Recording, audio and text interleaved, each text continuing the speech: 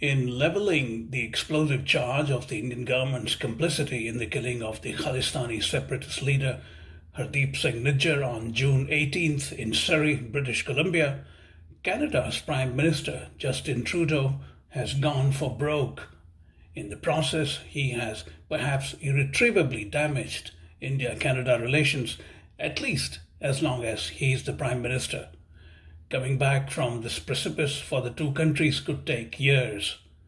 What is remarkable is that Trudeau chose to make the allegations citing his intelligence service but without providing any specific evidence. However, Bob Rae, Canada's ambassador to the United Nations, has spoken about quiet diplomacy that preceded Trudeau's parliamentary statement but without any results. In order to understand the state of the Nijjar investigation, without any arrests or even a formal police statement, Mayank Chhaya reports spoke to the well-known Canadian journalist and writer Terry Milewski, who has spent decades tracking the Khalistani movement outside India. Quite clearly, Prime Minister Justin Trudeau is going for broke on this issue. That's my sense. Do you think he has such damning evidence that he feels confident to risk permanently damaging relations with India? Well, he better, because otherwise he's through. I think that if he fails to fill this gaping hole in his presentation, that hole being the evidence, if he fails to fill it, I don't see how he can survive. He has tried to strike back against the humiliation that he suffered in New Delhi at the G20 at the hands of Prime Minister Modi, who basically delivered a sharp punch in the nose over this issue. And he is fighting back by saying, oh, okay, I've got you. Your government is involved in murder in my country. And if he cannot prove it, then I don't see how he can survive. He's already at a very low ebb, as you well know, in the polls. If there were an election held tomorrow, the Conservative Party would win it handily, according to those polls. And he doesn't want to antagonize his partners in his minority government, the people who are sustaining his government in power, the NDP, which is led by Jagmeet Singh, who is a Khalistani sympathizer. So the electoral math, if you will, says don't rock the boat, try to keep the coalition such as it is, the alliance with the NDP together, and go after India. You're going to be a hero if you can prove this. But what if he can't? If he can't prove it, or there is his evidence proves faulty or insufficient, or the Indians can punch a hole in it, then, as I say, I think that this could be the end of his prime ministership. I don't see how he could survive that. He's got the whole world on edge now with this, and he cannot answer questions by saying it's classified, I don't want to rock the boat in the investigation. He's already done that. He's announced the conclusion of the investigation, if you really get right down to it, by saying, we've found out who the villains are. And this is doubly difficult to prove, given that, have you noticed that we haven't yet heard anything from the police investigating this matter? Have they, for example, charged the shooters? Never mind who paid them, but the shooters. This is how it goes in Surrey, British Columbia. There is a routine for these contract killings. Two masked men, they gun you down as the seat when you come out of your office to go to your car, and then they run to a getaway car, and later you find the getaway car in flames, because the modus operandi is that if you burn the car, there's no DNA, there's no fingerprints, the police can't track you down. Well, in the assassination, these very similar contract killing of Rapudaman Malik, the financier at one time of the Baba Khalsa, the terrorist group which blew up Air India in 1985, the wealthy businessman who was assassinated in July of last year. In that case, they did find the shooters pretty quickly. A couple of punks, goons with criminal records, but who paid them? Did they even know who paid the money? And they haven't identified who paid them, but they do have the shooters. But in this case, in Nijjar's case, they don't have the shooters. So if they have the shooters, tell me, how do they know who paid them? I mean, this is, it becomes rather difficult if you don't have that piece of evidence. So there's a hole in the middle of the hole of, in the middle of Trudeau's presentation. And if he can't fill it, and I would suggest rather quickly, he's going to be in a lot of trouble. What are your sources saying about where the investigation is at this stage? I mean, like you said, the Prime Minister almost indicated that it's sort of concluded that India is guilty. Where do you think the investigation is at this stage? Well, the best I can tell you for the record is this, that it would behoove all of us, I believe, to consider the possibility that motives may be mixed. Here's what I mean. In the main, to be crude about it, there are two theories. One is local gangland vendetta. The other is geopolitical masterminds in New Delhi send out hit squad of 007 diplomats to wipe out Khalistani figures around the world. What if it's a mixture of the two? What if you investigate the background of Mr. Malik, who we just discussed, and his assassination a year ago?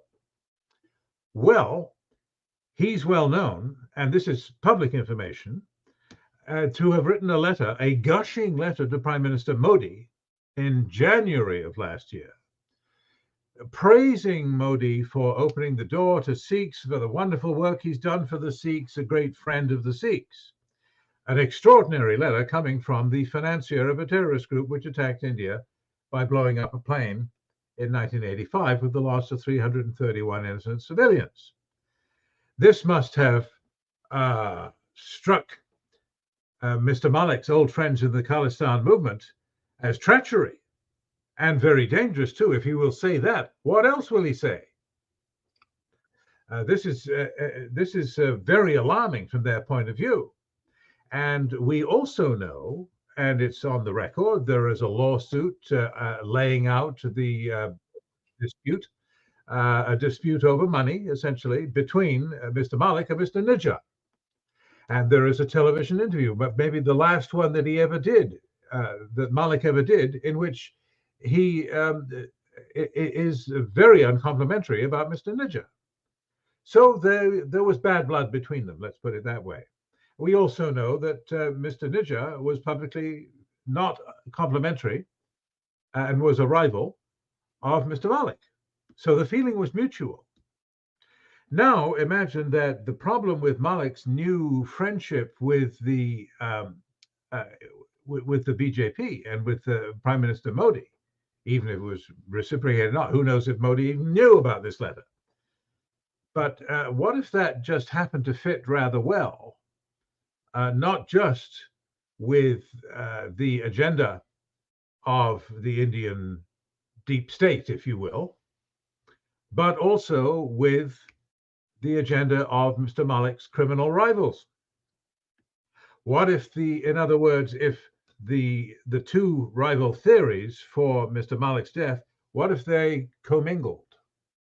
What if the motivation of revenge against Mr. Nijjar for allegedly arranging the death of Mr. Malik, what if that was combined? It just happened to be convenient. What if a couple of guys meet and one of them has friends at the Indian consulate and the other has friends in the Surrey underworld, and they both thought that it would be a good idea if Mr. Malik was taken out? And what if they both thought that Mr. Nijjar, in the wake of this, what if the Malik camp decided that taking Mr. Nijjar out would be a handy bit of revenge, and that fits the Indian deep state agenda as well? In other words, this rather murky stew, I realize this is hard to follow. It's based on speculation only. I offer it as a theory that is doing the rounds today. But you asked, and that's my answer. It's something that we should consider. We can't prove it, but we should consider it. Now, imagine that Justin Trudeau's intelligence people were able to put flesh on those bones, were able to give a fuller account than I just gave of why Mr. Nijjar was assassinated. Well, that would be interesting, wouldn't it? Right. Yeah, but the way you described it, and if the intelligence is able to finesse it in such a way that it becomes a actionable court case. Do you think Yes. it can seriously put the blame at India's door? Because it sounds so complicated. There is necessarily plausible deniability in it already. Absolutely. I do not think that the theory, as I just laid it out in broad strokes, Right. it doesn't prove anything. Maybe two guys had lunch and maybe they didn't, and maybe it doesn't prove a damn thing. But I offer it simply as a possibility, which, if you did know more, Right. could explain, if you did have the details and the names and the places and the dates, which might fit the facts, and it might explain why intelligence people might say to the Prime Minister and to the Prime Minister's National Security Advisor, "Listen, we've cracked the case here, and we just need a few more pieces. We need to get the Indians to cooperate, and they're not cooperating, so we need to put the boot in." In order to get them to cooperate. Say, "Oh yeah, you don't want to cooperate? Well, how about if we go public with this? How are you like that?" And then you'll be in the position of having to deny it, and we've got enough to fry you. Right. Well, if that's the game that's being played, it's a risky game for Trudeau. It's a roll of the dice, and he's nowhere near yet winning it. Right. At some stage, this will have to go to a court of law, right? Yes. Otherwise, it's just a parliamentary statement of some dramatic effect. It means nothing eventually. So, absolutely. Yes. Given your experience, what do you think Canadian court might see this as? As it stands now, do you think it has enough to respond to that seriously? No, I mean, go back to where we started. If they don't even have the shooters, exactly, and I doubt that the shooters would necessarily know who their paymaster was. I mean, believe it or not, people, find this hard to believe, but I mean, I've heard stories about literally a job board posted online saying, "We want to get rid of so and so. Do you want to bid on this job? A job of murder." Right. Contracting out murder on the internet without revealing who you are. Okay, it's going to be $30,000, and it's going to be half of it cash up front, and you get the other half when we see the body. And this is nasty stuff. Right. But on the basis of, "I've heard that this guy had lunch with that guy and they might have been behind," that's not a court case. And that could explain why there is no court case and there are no charges against anyone. But at the very least, you need to have the shooters. You need to have the actual goons who did the job. And in this case, in the Nijjar case, there were three of them. There were two masked men and one at the wheel of the getaway car, the other side of the park. They ran off down the park and then they drove off, and then you found the car in flames. So I don't think there's a court case yet. Yeah, unless the investigators are really brilliantly hiding those three men, and they are going to prop them up when the time comes. This is astounding that without a single suspect, they are able to make a claim that they have made. Yes, it doesn't. I mean, it simply doesn't hold water. I mean, it's not ready to go to court by any means. Right. What if they suspect somebody who is not in Canada's jurisdiction? That would explain things too, wouldn't it? Yeah. Because Canada would be unable to pursue the investigation to interview this guy or guys if they are in the bosom of India. If they've returned to Mother India, and they're not here, and the Indians don't want to give him up, say, "No, we're not going to surrender him to the Canadians for interrogation. We're not going to agree to that." Well, that would explain why Trudeau felt driven to say, "Okay, in that case, I'm going public, and you'll feel the heat." Right. But at the moment, until he reveals what he's got, he's the one feeling the heat. Exactly. Yeah. Attached to this is an interview I saw of Bob Rae, Canada's ambassador to the United Nations. He was on CBC, where he says quiet diplomacy had proceeded before the Prime Minister chose to make this statement. Yes. Are you aware of that diplomacy, Yes. and what kind of information you think Trudeau might have furnished the Indian Prime Well, Minister? he certainly would have to furnish some, and I think that Mr. Ray is correct, and he's in the know. But we all are, in this sense that the government has confirmed, the Canadian government has confirmed, and so has the US and the British governments, that they were, to a degree, we don't know precisely what that degree is, brought into the confidence of the Canadians, and that the Canadians prior to the G20 were already trying to work with the Indians, trying to persuade them to cough up, to give them help in their investigation, and must have been frustrated, or that's what it looks like, and also shared some information with the Five Eyes allies, to include obviously Canada, the US, UK, Australia, and the evidence suggests that the allies were reluctant to antagonize India at a time when India is of rising importance. Britain is on the cusp of a free trade agreement with India. Australia has just signed one, I believe. India is supposed to be the great new ally in the contest, of the geopolitical contest between the West and China. So this is not a good time to antagonize India. But B, the allies do say that they are not completely unimpressed by what the Canadians have offered. The Americans have said, for example, that they view with deep concern the information that Canada has presented. And the British Minister, Mr. Cleverly, has expressed similar, saying, you know, we've really got to get after this. We've got to have a full investigation. Which, if indeed my theory that the Canadians encountered resistance from the Indians, that would fit. So it may be that this all hinges on something that the Canadians think the Indians are holding back, a name, or they have the name but they don't have the person, that they want to interview this person, and they want information about movements, travel, tickets, phone calls, wiretaps from the Indians in order to solve the case. And that having become suspicious about Indian motivations, having encountered resistance from the Indians, that the Canadians decided, okay, that's it. We've had enough of this fooling around.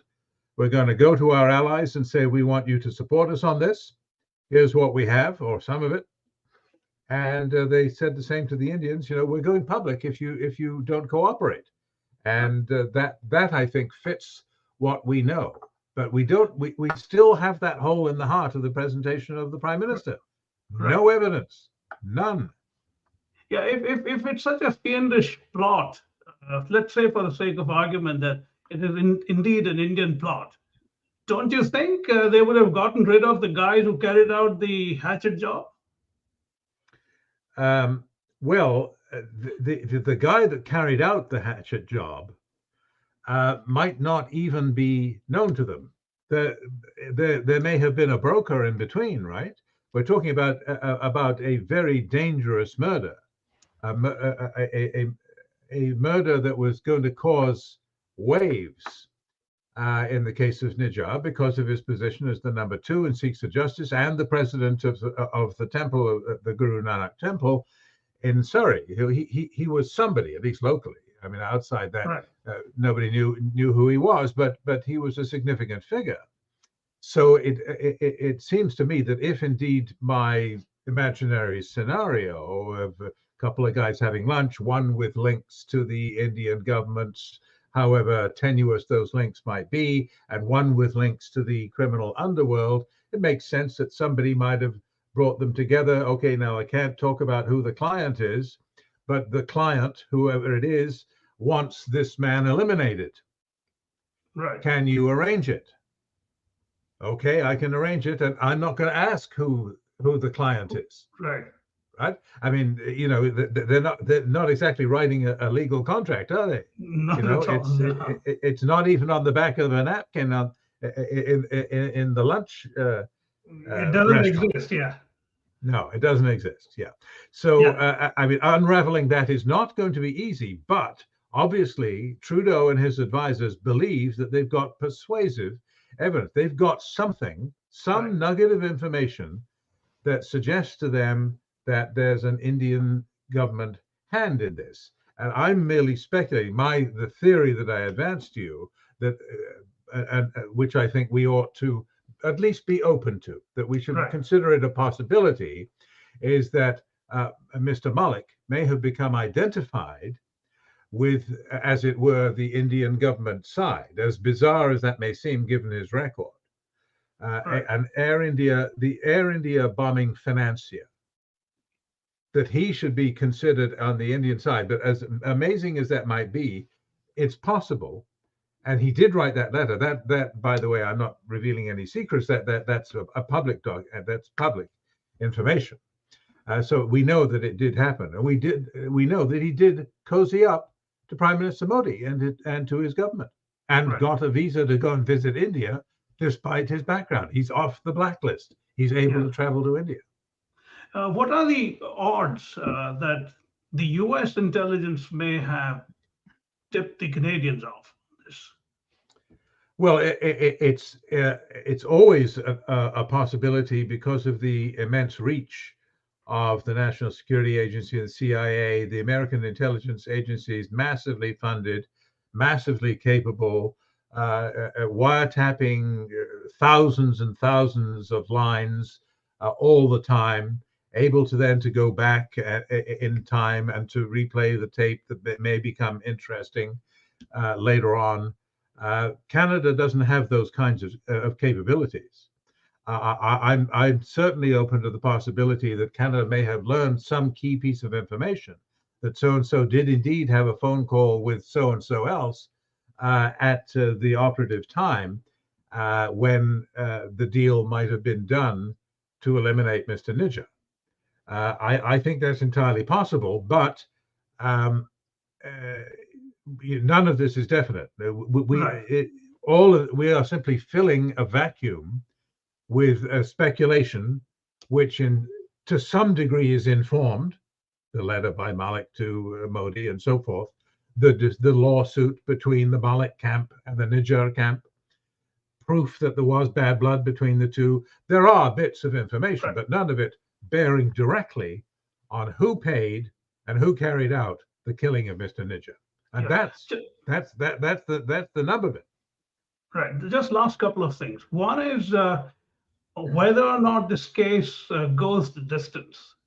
Don't you think the Prime Minister's parliamentary statement has had the effect of bolstering the Khalistanis within Canada? Whether it's true or not, they will choose to believe that it's true. Absolutely. Isn't that a problem? Yes, they're jumping for joy.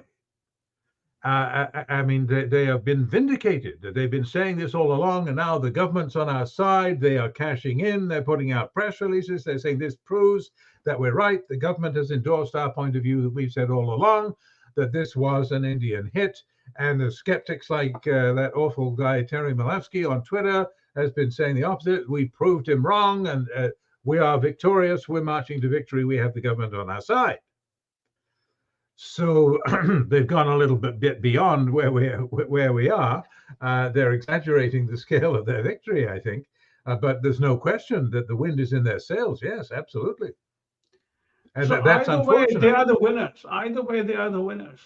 Well, it depends how this ends. You know, they may regret some of those press releases if it turns out that Trudeau doesn't have the goods, or if he never does get to the point of being able to prove it, and this all becomes part of history as an unsolved mystery. I mean, that's possible too. You don't necessarily get a Hollywood ending. Sure. Finally, why is it that Justin Trudeau did not take a similarly tough stand over years of Chinese interference, especially in the context of the two Canadians who were detained as hostage? He practically did nothing there. Yes, it's a puzzle, isn't it? I share your curiosity about that, and I don't have a good answer, except to say that there is a history on both sides, the Chinese and the Indian side. The history on the Chinese side, of course, is that Trudeau's own father, Pierre Trudeau, was one of the pioneers of opening the West to the new communist China. He explored and traveled around China, wrote a book about it, became a bit of a hero in China because of his openness at the time when the West was saying, no, no, no, we're going to have nothing to do with the Red Menace in China. And Pierre Trudeau took a different attitude and admired the Chinese. Trudeau is on record as having, the younger Trudeau, I mean, is on record as having similar feelings. He once indiscreetly said that he sort of admired, in a way, the Chinese dictatorship because they were able to get things done. He wasn't saying that he admired dictatorship, but it was an unfortunate phrase, which he has worn to his cost ever since.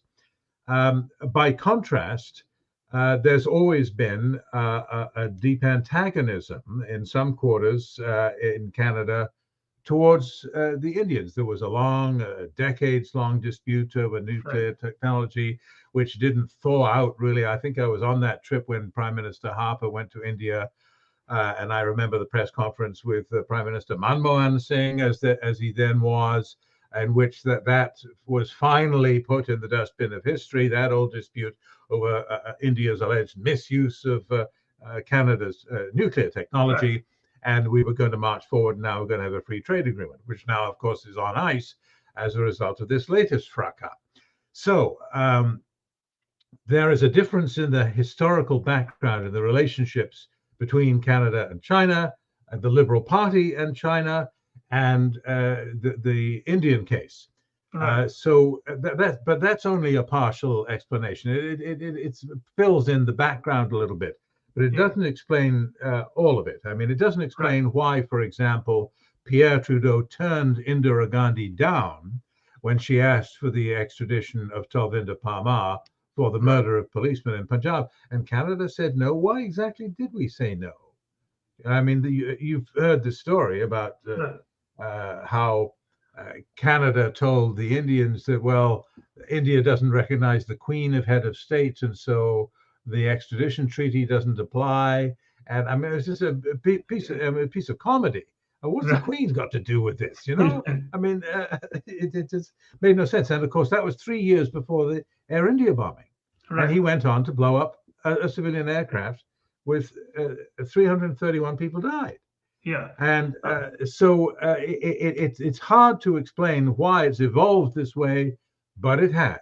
And here we are with the two nations now at daggers drawn, at least the two administrations. Yeah. I don't think that this is reflected within the popular feeling towards India, which across Canada is generally warm, I would say, because of the presence throughout Canada of a very large Indian diaspora.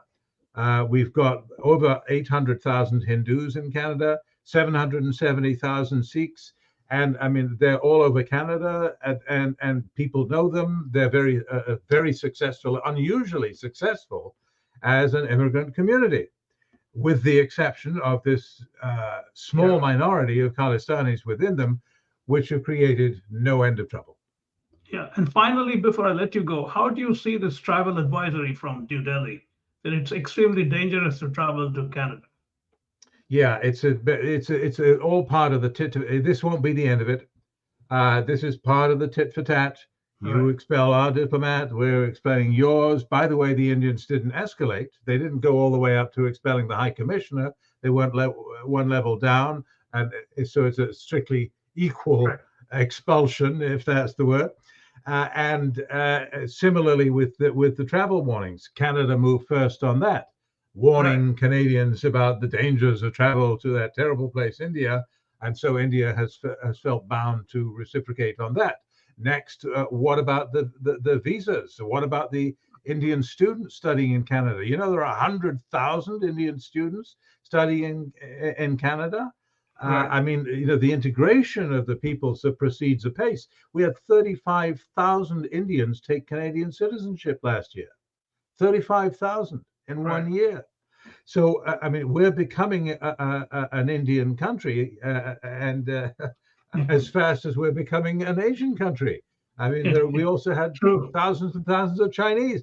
So Canada is changing. The face of Canada is changing, and some of it has an Indian flavor. So as long as Justin Trudeau remains, there is next to no possibility of India-Canada relations improving in the foreseeable future. Oh no, it's gonna no. I mean, it's hard to see how this gets repaired.